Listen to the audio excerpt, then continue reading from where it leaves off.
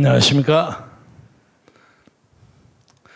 오늘 우리 사회자께서 나에게 너무 과분한 말씀을 해서 무슨 말을 하다가 다 잊어먹어 버렸습니다. 국내 정치의 당면한 문제에 대해서는 여러분이 말씀하셨고, 특히 박찬종 의원님, 이규택 의원님이 충분하게 설명을 하셔서 저는 말을 많이 생략할 수가 있게 됐습니다. 우선 제가 먼저 하나 말씀드리고 싶은 것은 지금부터 딱 50년 전인가요? 그렇죠. 50년 전 1961년 5.16이 벌어졌던 시절에 제가 대학 2학년이었습니다. 그런데 대학 초년병 때는 열심히 그 친구들이 뭐 데이트를 한다, 뭐 집단 뭐 모임을 한다 바빴는데 우리 같은 좋은 놈들은 그럴 겨를도 없고 먹고 살기가 없어서 가정교사 하느라고 쩔쩔매고 그러고 살았어요. 그래도 2학년이 되면 성적이 좋으면 무슨 장학금을 받을 수 있다고 해서 그 1학년 교양 과목이라는 게 별로 재미없습니다만은 정치학 개론 정도를 빼고는 별로 재미가 없는데 하여간 열심히 해가지고 간신히 2학년 1학기에 올라서 턱걸이를 해서 30명 동기생 중에 2사람이 장학금을 받게 됐어요. 그런데 하나는 삼성장학금이고 하나는 함춘장학금입니다. 삼성장학금은 학비하고 생활비를 주고 함춘장학금은 학비만 면제가 돼요. 근데 재수 좋게 제가 뭐 0.1인가 2인가 많아가지고 그 학점이 함춘장학금을 받게 됐어요. 그래서 참 표정 관리를 하고 다닐 그런 입장이 됐는데 갑자기 선배 몇 사람이 저한테 연락을 하기를 네 그 물리대 앞에 항림다방에 좀 나와 그러더라고요. 그땐 그 사람들의 위세가 대단했습니다. 그 나갔더니 야, 네 어떻게 매판 자본에 돈을 받아서 공부를 한단 말이냐. 그 삼성이 매판 자본이다. 그래서 매판이라는 거 여러분 아십니까? 요새는 이제 많이 지나간 옛날 얘기가 되었습니다만 이 한자어인데 장사치 중에서 자기 개인의 이익을 추구하기 위해서 국가의 이익을 버려버리는 사람, 그런 것을 돈 벌기 위해서는 그런 것을 그냥 아무렇지도 않게 생각하는 사람, 소위 돈을 벌기 위해서는 그냥 지옥이라도 배를 모는 중상주의자, 이런 사람을 중국에서 매판 자본가라고 불렀습니다. 그러니까 당시에 그 사람들이 그 삼성이 매판 자본인데 어떻게 그놈 돈을 받느냐 이거예요. 그래서 제가 돈을 안 받으면 가정교사하고 좀 어렵게 먹고 살 게 없는데 어떡합니까?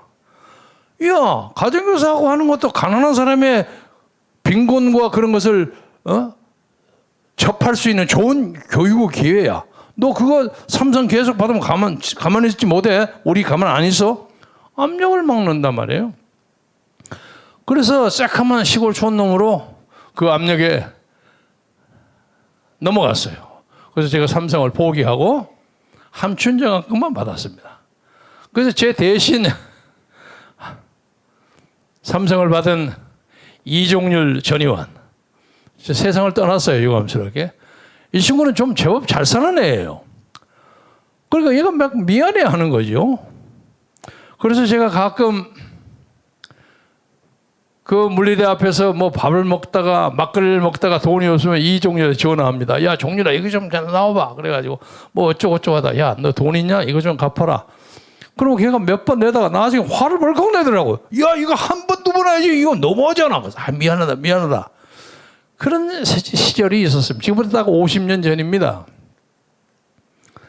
그런데 그렇게 매판 자본으로 몰렸던 삼성이 대한민국의 세금의 20%를 냅니다. 대한민국의 GDP의 22%를 차지합니다. 수십만의 사람을 먹여 살립니다. 반도체에서는 세계 1등이에요.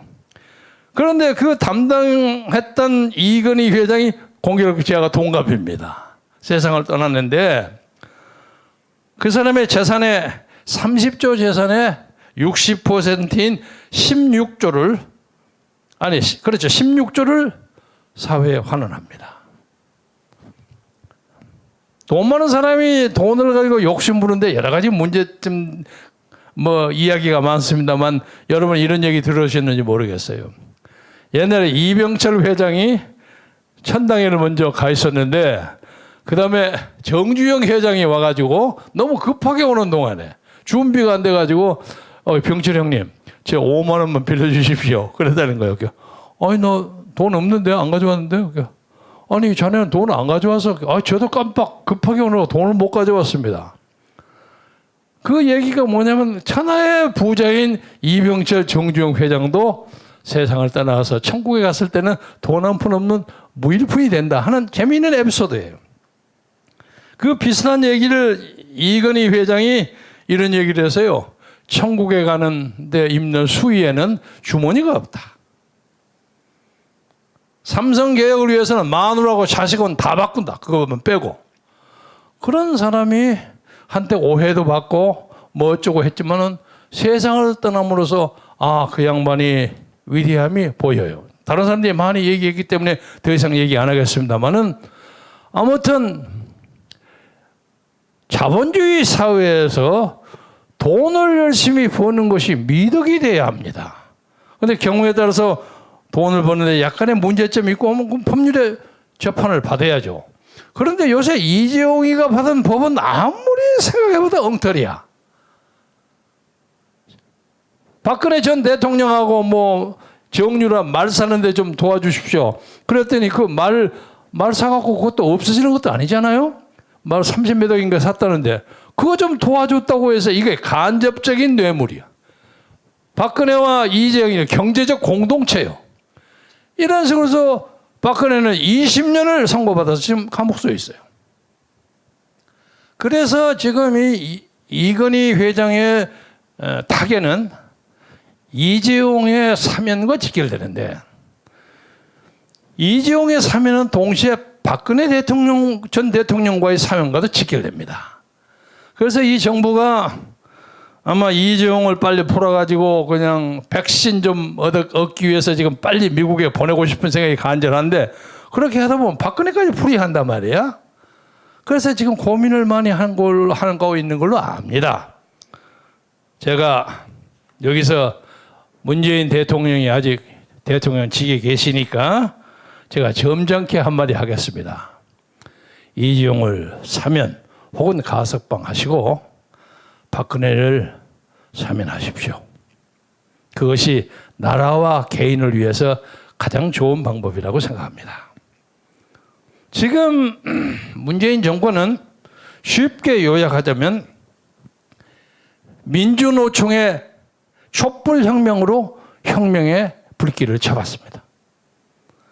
그래가지고 선거를 했는데 선거는 김경수의 드루킹 이 동원하는 매크로맵인가? 그거 가지고 그냥 홍보를 아우성해가지고 선거를 이겼어요. 그런데 그렇게 난리 법석 선거를 해도 41% 땄어요. 41.1인가 2%예요. 그런데 그때 야당 두 사람이 홍준표 후보는 24% 그리고 안철수 후보가 21%예요. 그 보태면 45%예요. 그러니까 적어도 3점 몇 내지 4%가 야당이 이기는 거예요. 그 간단한 얘기요. 안철수와 홍준표가 단일화 했으면 그때도 이기는 거야. 그 난리 법석에서도. 이것이 여러 가지로 우리 정치에 시사하는 바가 많습니다. 그리고 난 다음에 박지원과 김무성이를 시켜서 박근혜를 탄핵시키고 그리고 그 사람들에게 마지막 벼슬을 주지 않았습니까? 다 지킨 게 있거든요. 박지원은 명목분이 국정원장 시키고 그리고 요새 김무성은 이원 집정제로 개헌을 해서 적당하게 자기의 권세를 유지하는 방법에 은근히 문재인이가 동조하고 있다고 생각합니다. 이거 아까 박찬영 의원이 말씀 잘하셨죠? 그리고 그 과정에서 지금 삐걱빼걱해 권력이. 그래서 그 법무부 장관이 추미애니 조국이니 박범계니 막 시켜서 난리를 해도 잘 안 돼 이게. 왜? 정권이 흔드니까. 그리고 지금 작년 4월 15일에 그 선거에서 지금 재판에 걸린 것이 100개가 넘어요. 재검표를 안 시키는 거예요. 이 김명수라는 사람이. 제가 악담하고 싶지 않습니다만은 김명수는 헌정 70년상의 가장 최악의 대법원장으로 기록될 것입니다. 아니 이 선거의 문제는 6개월 안에 해결해야 합니다. 개표를 해야 돼. 틀리면 틀리고 맞으면 맞고 해야 될 거 아닙니까? 그걸 안 하고 뭉개고 있어. 무슨 놈의 그런 것이 대법원장이야. 이거 명수, 거짓의 명수, 조작의 명수, 동료 부하 판사의 탄핵에 협조하는 명수, 그냥 못 드는 것처럼 앉아있는 사람이 이 도대체 무슨 명수가 이런 명수가 있어. 그래서 이 사람도 빨리 헌정사상 최악의 대법원장이라는 불명예를 벗기 위해서 빨리빨리 자기의 처신을 정리해야 합니다. 저도 이 김명수 대법원장 밑에서 말 한마디 했다고 2년 집행유예를 받았습니다. 한 1년 몇 개월 질질 끌어가지고 대법원까지 갔는데 대법원의 합의부 4사람이 대법관이 나왔는데 그중에 한 사람은 박근혜 때 임명된 사람이고 나머지 3사람은 문재인이가 임명한 사람이야. 공교롭게 그때 재판장은 노정희라는 여자 대법관이야. 이 사람이 재판장이요. 나는 노 씨하고 인연이나 악연이 있어서 그런지 대법관이 돼가지고 이것도 뭐 헌법 뭐 인권법 그 출신이에요. 뻔하죠. 기각해버리더라고요. 그 사람이 지금 어디냐? 중앙선거관리위원장이에요. 근데 그 사람이 중앙선거관리위원장을 하면서 이 나라 선거가 제대로 관리될 것인가 하는 데 저는 큰 퀘션 마크를 가집니다. 그래서 지금 이 나라가 백척의 간두에 서 있습니다. 제가 이 대목쯤에서 윤석열을 얘기하고 싶어요. 윤석열 전 총장에 대해서 제가 딱 일주일 전에 여기서 윤석열에 대해서 이런 것을 분명하게 해라 하고 권고했어요. 그것은 본인이 보셨을 겁니다. 그 사람의 볼만한 채널을 통해서 그 동영상도 전달됐습니다. 아무 소리가 없어요. 그런데 워낙 그 사건이 크기 때문에 자기로서는 정리가 잘 안 될 수도 있습니다. 그러나 겁먹지 마세요. 자기가 진심으로 사과하면 얼마든지 그걸 풀어내는 방법이 있습니다. 예를 들자면 2012년 박근혜 후보가 대통령에 나왔을 때 저와 한광옥 의원, 한화갑 의원 셋이가 민주당에서 와서 박근혜를 지지 선언했습니다. 그런데 그때 조건이 하나 있었어요. 박정희 대통령이 경제를 발전시키고 나라의 기강을 세우고 법치를 세우고 하는 거 다 인정하나 적어도 유신 등등으로서 이 나라 헌정을 유린하는 것에 대해서 사과를 하지 않으면 우리 거기 조인할 수 없다. 그래서 박근혜 후보가 굉장히 애를 쓰다가 마지못해서 나중에 했어요. 그래서 우리가 그 명분을 듣고 박근혜 후보 캠프에 조인했습니다. 마찬가지 논리로 윤석열 전 총장이 당시 총장 당시에 박영수 특검에서 수사팀장으로 이거저거 막 모아가지고 그리고 박근혜에게 30년 구형을 때린 주역 중에 주역이요. 그래서 그것이 선고가 김명수 대법원에서 20년으로 돼 있어. 지금 그 20년의 형기에다가 나머지 무슨 국회의원 공천에 개입했다 하는 거 2년 보태서 22년을 형기를 살고 있는데 지금까지 1450, 1480일, 90일 감옥수에 있습니다. 이 감옥수에 박근혜를 집어넣은 구체적인 책임을 누가 가지고 있습니까? 저는 가장 중요한 것이 김무성이라고 생각합니다. 그리고 그 다음에 그 엉터리 재판 과정을 만든 윤석열과 박영수 특검이라고 생각합니다. 그리고 그것을 끝끝내 붙들고 있는 김명수가 최종적인 책임이 있습니다. 이것을 풀지 않고는 윤석열은 지가 하늘을 움직이는 재주가 있다고 할지라도 대한민국 대통령 못하는 거예요. 그래서 그 문제에 대해서 사과하고 사실을 밝히면 지금 우리나라에 지도자가 없어. 윤석열이 아까워. 인기도 상당해. 보아하니까 보수 기질도 있고 사람을 끌어갈 만해. 저쪽 지금 민주당 의원에서는 인물이 없어요. 인물 빈곤이요. 그래서 아까 박찬종 의원이 얘기하시는 것처럼 이원 집정제민들하고 적당히 의회 독재하려고 지금 꾸미고 있는 거예요. 이것을 과감하게 윤석열이가 와서 깨야 되는 거예요. 깨기 위해서는 박근혜에 대한 사과를 빨리 할수록 좋습니다. 저는 한때 윤석열이라는 분이 나오기 전에 지나간 얘기입니다만, 장난으로 하는 얘기입니다만, 오 시장이 딱 당선했어요. 그런데 안철수 후보가 지원하지 않았으면 나는 어려웠다고 생각합니다.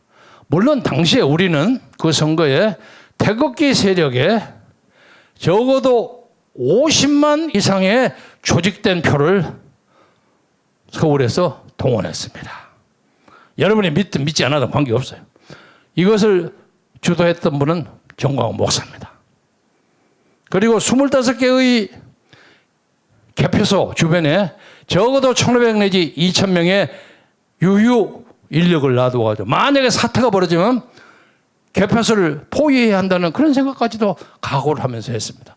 민주주의 뭐니 떠들고 난리하는 사람도 선거 부정에 개표 부정에 가서 뛰어가서 목소리하고 아우성 질러오는 사람은 없어요.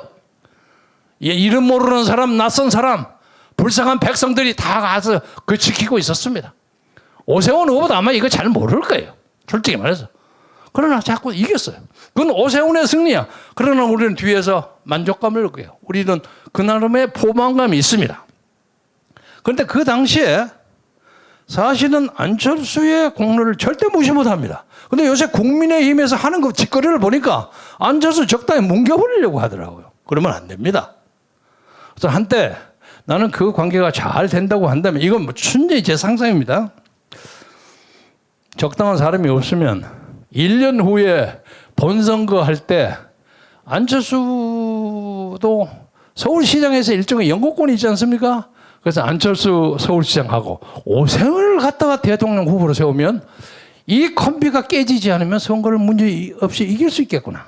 안철수 니는 그래서 5년을 하고 더 하고 그다음에 5년 후에 대통령 해도 아직 나이가 젊어요. 충분히 할 수 있는 사람입니다. 이런 생각을 했는데 요새 국민의힘에서 뭐 나가는 거 보니까 뭐 안철수를 막 없애버리려고 하는 것 같아서 참 안타까워요. 아무튼 간에 안철수도 중요한 변수의 하나입니다. 그러나 이제 윤석열 전 총장이 나와서 앞장을 서서 윤석열과 안철수가 붙을 수도 있어요. 그러면 굉장히 근사한 경선이 벌어질 겁니다. 그리고 그것을 공동정부를 구성하는 그런 캠페인으로 나가면 누가 2등을 해도 관계없습니다. 그렇게 얘기합니다. 그러기 위해서는 윤석열이가 아까워. 그러니까 빨리빨리 그 문제에 대해서 얘기하지 않으면 찬스는 지나간다고 봅니다. 그래서 이제 남은 것은 대한민국의 헌정사상 가장 우습고 가장 말도 안 되고 가장 범죄적 조작으로 점철된 박근혜의 탄핵 재판에 검찰의 핵심에 있었던 윤석열 전 총장의 양심 선언과 그에 따른 국민 앞에의 속죄와 용서가 필연적으로 필요하다고 생각합니다. 저 사람들은 아까 우리 박 의원이 말씀하신 것처럼 6월 들어서서 개헌안 발의하고 190명령에서 플러스 알파 그 문제도 없죠. 문제도 없죠. 김종인이가 앉아서 뒤에서 해서 뭐 한번 옛날 MB파들 10여 명 동원하는 건 간단해. 그리고 찍어놓고 어디 도망가 버려. 그거 한참 있다가 국민투표? 국민투표도 적어도 현재의 선거관리위원회의 체제하에서 그 선거가 제대로 카운트되고 개표되고 하리라고는 아무 보장이 없습니다. 이렇게 되어버리면 이원 집정제의 그런 차제가 와버리면 우리는 그야말로 우리 자유, 민주, 평화, 평등을 주장하는 우리 자유민주주의자들은 갈 곳이 없게 됩니다. 갈 곳이 없게 됩니다. 그래서 이 문제를 결판을 내기 위해서라도 윤석열은 빨리 결단해야 합니다. 결단을 정 못할 경우에는 우리에게 대안이 없지 않습니다. 없지 않습니다. 그리고 오는 8월 15일 날 아마 그때쯤 저 사람들의 개헌 공작이 피크에 달할 겁니다. 그때 우리는 문재인 씨를 점잖게 그 자리에서 끌어내리는 방법을 착실하고 냉정하고 엄숙하게 진행하겠습니다. 아마 문재인 대통령도 하다 보니까 잘하려고 했는데 못하는 점도 있었겠죠. 그리고 지금 지쳤을 거예요. 재미도 없을 겁니다. 조 바이든하고 정상회담을 하러 간다는데 말을 서투러서 제대로 못할지는 모르겠으나 가서 별로 할 말도 없어. 저렇게 코드에도 과담하지 않고 그냥 미국어 딴짓 하다가 돌아가서 백신 좀 주시오 이럴 수도 없잖아요. 체면이 말이 아니지. 그러니까 이재용이나 좀 붙여볼까 이런 생각을 하니까 재미가 없어. 재미가 없고 나는 개인적으로 문재인 씨가 단 하나라도 이 나라의 평화 통일과 평화 공존을 위해서 그 나름의 어떤 이상주의적 생각을 가졌을 수 있다고 생각합니다. 그러나 문재인 씨 역사가 그렇게 안 갑니다. 그런 환상을 버리세요. 버리시고 다가오는 이 준엄한 역사의 심판의 장에 겸허한 자세로 대한민국 역사에 5년을 차지했다는 그 책임을 가지고 나라와 국가와 역사를 위해서 겸허하게 임하시기를 진심으로 바랍니다. 마지막으로 하나 말씀드리고 싶은 것은 제가 김무성 전 의원하고는 원소징글 없는 사람입니다만 요새 하는 걸 보니까 가관이에요. 말 안 할 수가 없어. 그리고 또 유승민이라는 사람은 나는 지금도 탄핵하는데 전혀 변함이 없다. 지금도 그 상황 되면 또 탄핵에 앞장서겠다. 그 사람 그냥 빼버리고 그 대통령 근처에서 한참 떨어진 사람이니까 그 논평의 가치가 없어. 김무성이가 무슨 얘기를 했냐면 참 기가 막혀. 당시에 자기가 탄핵을 아니할 수 없었던 이유. 당시 청와대에서는 박근혜 대통령은 헌법재판소에서 그 탄핵안이 기각되리라고 생각했다는 거예요. 그렇게 되면 기각을 딱 하고 나면 그 다음에 민주노총 등등이 막 와 하고 촛불의 고박이 2, 3 큰 것이 벌어질 거라는 거예요. 그때 계엄령을 선포하든가 뭔가를 해서 그걸 잡으려고 하는 그런 계획이 있었다는 거예요. 그러면 희생이 많이 생길 거 아니냐 이거야. 그 희생을 막기 위해서 자기가 탄핵을 했다는 거야. 그게 말입니까? 막걸리입니까? 세상에. 그게 말이 됩니까? 아니 이런 말도 안 되는 소리를 가지고 자기를 합리화해요. 대단히 미안하지만 지하에 계시는 천국에 계시는지 모르겠지만 그 아버지도 그 말 듣고 아이고 우리 아들이 뭔 말을 저렇게 한단가? 그럴 거야. 말이 안 되는 얘기야. 그래서 김무성 씨는 역사에 박지원과 같이 박근혜를 탄핵한 데 주역을 했다는 그래도 이름 석자는 나올 겁니다. 예? 나쁘든 좋든 나올 겁니다. 그리고 그것이 나중에 후일 역사가 어떻게 평가하리는 건 그 훗날 사람들에게 맡기고 지금 뭘 꾸미려고 하지 마세요. 더 추하게 됩니다. 내가 이것을 진심으로 말씀드리면서 그래도 옛날 알던 사람에게 이 정도의 충고는 해줘야 한다고 생각하고 마지막으로 윤은 사람에게 충성하지 않고 국가에 충성한다고 선언한 바 있어요. 말이 좋은 말이에요. 그러면 그대가 충성하는 국가는 무엇이고 어디에 있는가? 그대는 자유민주주의 국가에 충성하고 그것을 지키기 위해서 나서십시오. 그러면 대한민국의 위대한 인물이 될 가능성이 아직도 있다고 생각합니다.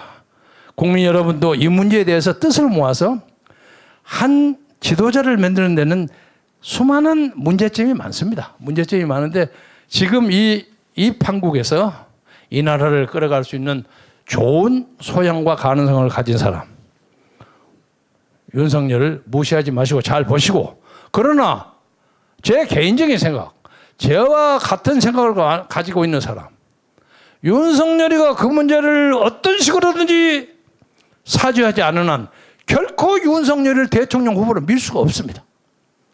이것을 알아주시길 바라면서 여러분의 건승과 행복을 비름하지 않겠습니다. 고맙습니다.